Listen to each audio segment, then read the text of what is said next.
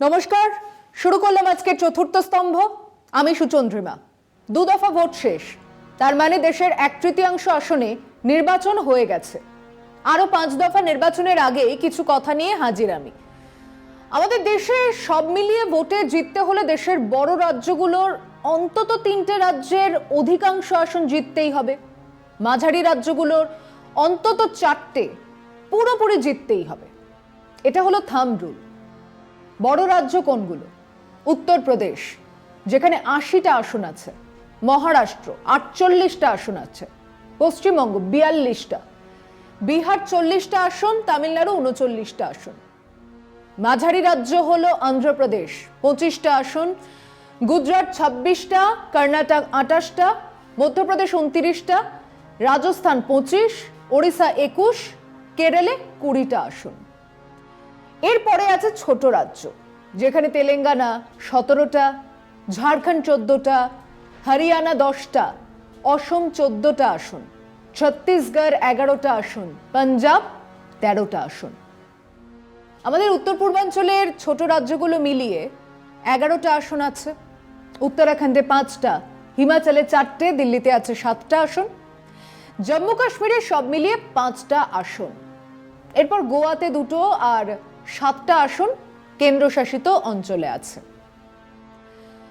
কংগ্রেস যখন জিততো সেই 52 থেকে 71-72 পর্যন্ত, তখন ভারতের পুরো ম্যাপটাতেই তাদের দেখা যেত।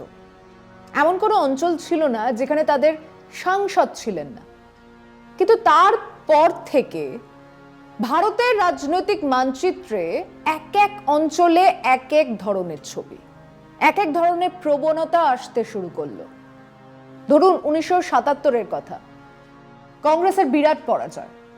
কিন্তু সেই পরাজয়ের দিনে যখন হিন্দি বলয় থেকে মুছে গেছে কংগ্রেস, তখন অন্ধ্রপ্রদেশের 42টার মধ্যে 41টা আসন, কর্ণাটকে 28টার মধ্যে 26টা আসন, কেরালাতে 20টার মধ্যে 11টা আসন, অসমে 14টার মধ্যে 10টা আসন জিতেছিল কংগ্রেস। এই সময় থেকেই ভারতবর্ষের বিভিন্ন অঞ্চলের রাজনৈতিক দখলদারির ছবিটা বদলে যায়। ব্যতিক্রম ছিল 1984 নির্বাচন। সে নির্বাচনকে দেশের নির্বাচনের আলোচনার এক ব্যতিক্রমী অধ্যায় বলেই রাখা হবে। সেবারে কংগ্রেস পেয়েছিল 414, যে ছায়ার পিছনে মোদি শাহ দৌড়চ্ছেন তা ছিল ব্যতিক্রম। ওরকম এক ভয়ঙ্কর অভিঘাত ছাড়া, এক অসম্ভব জনপ্রিয় রাষ্ট্রনায়কের হত্যার মতো ঘটনা না থাকলে আবার হওয়াটা প্রায় অসম্ভব। কিন্তু সেই বাজারেও অন্ধ্রপ্রদেশ অন্য সুরে গান গেয়েছিল। 42টা আসনের 35টাই জিতেছিল তেলেগু দেশম। কিন্তু তারপর থেকে গোটা দেশ জুড়ে এক দল বা এক জোটের রাজত্ব হয়নি। মোদী শাহের নেতৃত্বে বিজেপি 303 আসন পেয়েছে, তা দেশ জোড়া নয়। আর এখানেই সমস্যার সূত্রপাত। আসছি সে কথা বিরতির পর, সঙ্গে থাকুন। ধরুন 2019 বিজেপির বিরাট জয়, কিন্তু Tamil Nadu BJP 0, Andhra Pradesh BJP 0, Kerala BJP 0, Punjab 13টা আসনে বিজেপি 2। প্রায় একই ছবি ছিল 2014-তে। তার মানে হলো দক্ষিণের দরজা না খুললেও বিজেপি জিতেছিল, কারণ বাকি বড় রাজ্যগুলোর মধ্যে সহযোগী দল নিয়ে তাদের ছবিটা ছিল এই রকম। উত্তরপ্রদেশ 80টার মধ্যে 64টা, মহারাষ্ট্র 48টার মধ্যে 47টা, বিহারে 40টার মধ্যে 39টা, এবং এই বাংলাতেও 42টার মধ্যে 18টা বিজেপি জিতেছিল। মানে ওই বড় রাজ্যগুলোর মধ্যে 3টেতে বিশাল জয়। বাংলাতেও 18টা আসন পেয়েছিল। এবারে চলুন মাঝারি রাজ্যগুলোতে, মানে যেখানে 20 থেকে 29টা আসন আছে। সেখানে কর্ণাটকের 28টার মধ্যে 26টা, রাজস্থানে 25টার মধ্যে 25টা, গুজরাতে 26টার মধ্যে 26টা, মধ্যপ্রদেশে 29টার মধ্যে 28টা জিতেছিল বিজেপি। তারপর থেকে বিজেপি অসমের 14 আর উত্তর পূর্বাঞ্চলের 11টা, মোট 25টা আসনকে মিলিয়ে এক মাস্টার প্ল্যান করেছে, যেখানে তাদের সহযোগীদের নিয়েই ছিল 19টা। এই সব মিলিয়ে এসেছিল বিজেপির বিরাট জয়। এর ওপরে ছিল হরিয়ানার 10-এ 10, দিল্লির 7-এ 7, হিমাচল প্রদেশ, উত্তরাখণ্ড মিলিয়ে 9 বিজেপির জয়কে আরো বড় আকার দিয়েছিল। আর এই জয়ের পিছনের মূল কারণ সেবারেও বিকাশ, উন্নয়ন ইত্যাদি ছিল না, রাম মন্দির ছিল, হিন্দুত্বের কড়া ডোজ ছিল। আর নির্বাচনের ঠিক আগে পুলওয়ামা, বালাকোটের সার্জিক্যাল স্ট্রাইক এক মাহল তৈরি করেছিল। এক ঝটকায় ভোট পার্সেন্টেজ বেড়েছিল, কোথাও 10%, কোথাও 6, কোথাও 4 কি 5%। এই হিন্দুত্ব আর প্রবল জঙ্গি জাতীয়তাবাদের হাওয়া পুরো মাহল বদলে দিয়েছিল হিন্দি বলয়। সেই হাওয়া কাজ করেছিল কর্ণাটকে। যে যে রাজ্য থেকে সেনাবাহিনীতে যত বেশি কন্ট্রিবিউশন, যত বেশি ভর্তি, সেই রাজ্যতে তত বেশি প্রভাব। রাজস্থান, উত্তরাখণ্ড, হিমাচল, কর্ণাটক ভেসেছিল ওই হাওয়ায়। উত্তরপ্রদেশে, মধ্যপ্রদেশে হিন্দুত্ব প্রথম কার্ড, তারপরে এই পুলওয়ামা, বালাকোট। গুজরাটে অবশ্যই হিন্দুত্ব, কিন্তু সব ছাপিয়ে গুজরাটি অস্মিতা, মোটা ভাই দেশ কা নেতা। মহারাষ্ট্র আর বিহারে এসব তো ছিলই, কিন্তু আসলে অ্যালায়েন্স ইকুয়েশন, জোটের সুফল পেয়েছিল বিজেপি। আর বাংলাতে এসবের কিছুই না। তিতিবিরক্ত চরম মমতা বিরোধী ভোট জড়ো হয়েছিল বিজেপির ঘরে। বামের ভোট গেল রামে, হঠাৎ বিড়াল বাঘ হয়ে বসল। সেই ভোটের পিছনে না ছিল হাওয়া, না ছিল হিন্দুত্ব, না বালাকোট সার্জিক্যাল স্ট্রাইক, না ছিল সংগঠন।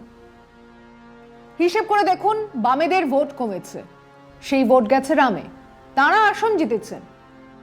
কেউ কেউ সেটাকে বিজেপির আসল চেহারা ভেবে দলবদলের কথা ভাবলেন, বদলালেন।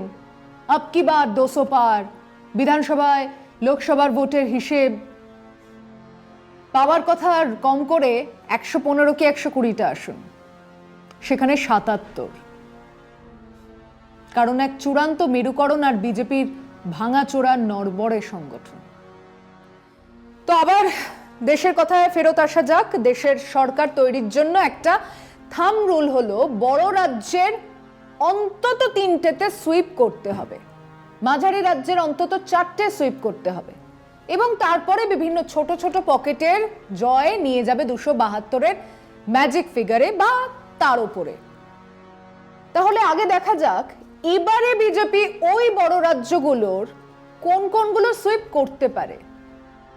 তামিলনাড়ুতে 39টা আসনের মধ্যে খুব ভালো করলে বিজেপি বিরোধীরা রেগে যাবেন না। আমি খুব ভালো ফল করলে বিজেপি 2টো আসন পাবার কথা বলছে। চলুন এবার বিহারে 40টা আসন সুইপ ভুলে যান। আরজেডি, কংগ্রেস, বাম মহাগঠবন্ধন খুব কম করেও 18টা আসন পাবে। জেডিইউ গতবারে পেয়েছিল 16টা, এবারে 2 কি 3। মহারাষ্ট্রে গতবার শিবসেনার সঙ্গে জোটে 48টার মধ্যে 47টা পেয়েছিল, এবারে তা সম্ভব। বিজেপি নেতারাও জানেন গোটা 20 আসন হাত থেকে বেরিয়ে যাচ্ছে। এরপরে উত্তরপ্রদেশ, বিএসপি বিজেপির চাহিদা মতো স্পয়লার হিসেবে মাঠে নেমেছে। রাষ্ট্রীয় লোকদলের জয়ন্ত চৌধুরীকে ভাঙিয়ে জাট ভোটের দখলদারি বাড়িয়েছে বিজেপি। সমাজবাদী দল আর কংগ্রেসের জোট খুব কাজের নয়। এখনো উত্তরপ্রদেশে তেমন কোনো উল্টো হাওয়া নেই যাতে বিজেপির আসন কমে যাওয়ার মতো কিছু হবে। তাই বলে কি বাড়বে? সম্ভবত তাও নয়। ধরে নিলাম যা ছিল তাই থাকবে, তাহলেও সেটা ক্লিন সুইপ। এবার বাংলায় বিজেপির নেতাদের কেউ কেউ বলছেন, ভক্তরা তো বলছেই, এমনকি ভোট নির্বাচন নিয়ে যারা সিরিয়াস আলোচনাও করেন তারাও পিকে মানে প্রশান্ত কিশোরের একটা সাক্ষাৎকার নিয়ে ভারী উৎফুল্ল। পিকে বলেছেন বিজেপি সিগনিফিক্যান্টলি বাড়বে। কেন? তার ব্যাখ্যাও পিকে দিয়েছেন। বিজেপি নাকি রাইজিং ফোর্স। ওনার নির্বাচন বোঝার ন্যূনতম পাণ্ডিত্যের ওপরেই প্রশ্নচিহ্ন টেনে দিয়েছে এই মন্তব্য। আসছি সে কথায় বিরতির পর, সঙ্গে থাকুন। বিজেপি 2009 আমাদের রাজ্যে পেয়েছিল 6% মতো ভোট। এই ভোটই তারা দীর্ঘদিন ধরেই পেয়ে আসছিল। এটাই তাদের কোর ভোট। এর থেকে তলায় তারা কোনোদিনও যাবে না। 2014-তে বামেদের 4% ভোট কমলো, কংগ্রেসের 10 কমলো, তৃণমূল কংগ্রেসের 8% বাড়লো, আর বিজেপি বাড়লো 11। পুরোটাই এলো বামেদের কাছ থেকে, আর কংগ্রেসের কিছু ভোট গেল তৃণমূলের দিকে। 2019-এ আবার সেই বাম কংগ্রেসের ভোট কমলো 21%, বিজেপির বাড়লো 22.76%। তৃণমূলেরও ভোট বেড়েছিল 3.5% মতো। 2021-এ বিধানসভায় 2016-র তুলনায় তৃণমূলের ভোট বাড়লো 3%, পেল 48%, বিজেপির ভোট বাড়লো 28%, পেল 38%। তৃণমূল আর বিজেপির ভোটের ফারাক 2019-এর লোকসভাতে ছিল 3%, 2021-এ সেটাই 10%। কিন্তু প্রশান্ত কিশোর ভোট কুশলী, বিজেপিকে রাইজিং ফোর্স হিসেবে দেখছেন। বাংলাতে যে বিজেপি এক পাম দিয়ে ফোলানো বেলুন, আর কিছুদিনের মধ্যেই যে আবার পুনর্মসিক ভব হতে চলেছে, সেটা এই নির্বাচনের পরে টের পাওয়া যাচ্ছে। আবার দেশের কথায় ফেরা যাক। আমাদের তালিকার বড় রাজ্যের মধ্যে একমাত্র উত্তরপ্রদেশ ছাড়া কোনো রাজ্যেই বিজেপি সুইপ করছে না।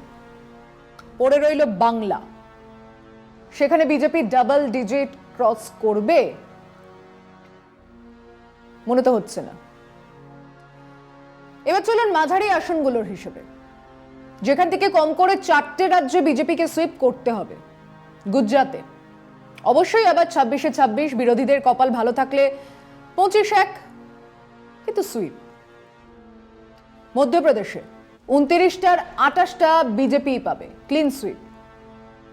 চলুন রাজস্থান, এবং এখানেই বিপত্তি, না 25-এ 25 হবে না, কত হবে? খুব খারাপ হলে 21-4, কিন্তু সেটাও তো সুইপই। কিন্তু আরো খারাপের খবর আসছে। অবশ্য বিজেপি বিরোধী নির্বাচন বিশ্লেষকরা তো উত্তরপ্রদেশেও ধস নামছে বলে লেখা শুরু করেছেন। তাদের মতে রাজস্থানে 10টা আসন যাবে। তাদের কথা যাক, আমাদের হিসেবে রাজস্থানও মোটামুটি সুইপ। এবারে কর্ণাটক, চাপ আছে কাকা, এখানে চাপ আছে।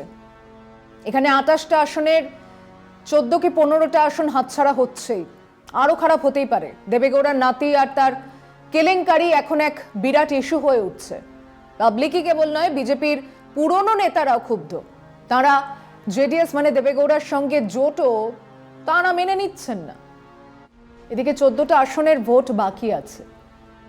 এরপরে ওই মাঝারি রাজ্যে আছে অন্ধ্রপ্রদেশ, তেলেঙ্গানা আর ওড়িশা। এখানে বিজেপির পক্ষে ক্লিন সুইপ সম্ভব নয়।